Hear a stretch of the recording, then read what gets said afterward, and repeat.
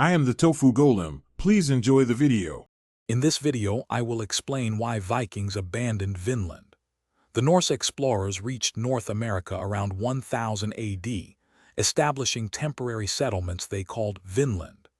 Despite initial promise, these ventures were ultimately short-lived.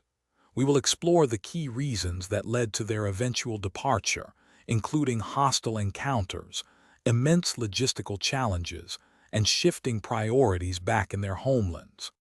A primary reason for the abandonment of Vinland was the constant conflict with the indigenous populations, whom the Vikings called Skrælings. Initial trade relations often turned hostile, leading to violent skirmishes. The native peoples were numerous and fiercely defended their lands, making it incredibly difficult for the smaller Viking groups to establish and maintain a secure, long-term presence.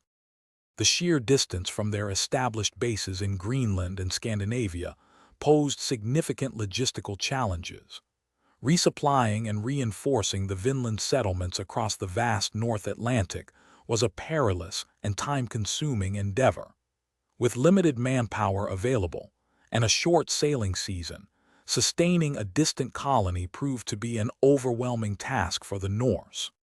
Ultimately, the Vikings' priorities lay elsewhere.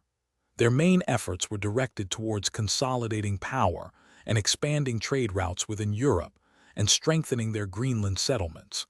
Vinland, while offering timber and grapes, did not provide the immediate wealth or strategic advantage found in other regions. The constant struggle and lack of overwhelming incentive meant that the effort required simply outweighed the perceived benefits. Check the description for a link to these leak-proof containers and other great deals. Thanks for watching. Consider subscribing if we helped you today.